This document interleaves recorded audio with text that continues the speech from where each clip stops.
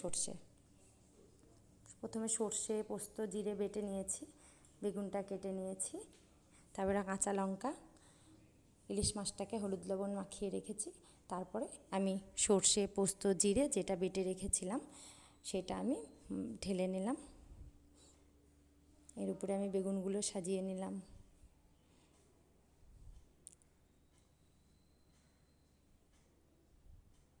হলুদ দিলাম,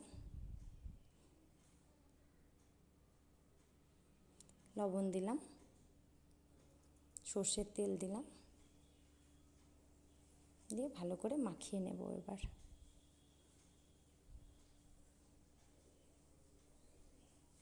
মাখিয়ে কড়াইয়ে আমি সাজিয়ে নেব। এবার কড়াইয়ে প্রথমে একটু তেল দিয়েছি, তার উপরে সাজিয়ে নিলাম। ভালো করে সাজিয়ে নেওয়ার পরে আমি গ্যাসটা ধরিয়ে নিলাম। তারপর কাঁচা লঙ্কা কেটে রেখেছিলাম সেটা উপর থেকে দিয়ে দিলাম।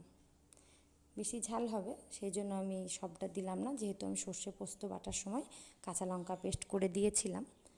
একটু জল দিয়ে আমি 15 থেকে 20 মিনিটের জন্য ঢাকা দিয়ে দিলাম। 15-20 মিনিট পর ঢাকাটা খুলে এই যে আমার ইলিশ মাছ রেডি। তারপর ঢাকা দিয়ে রেখে দিলাম।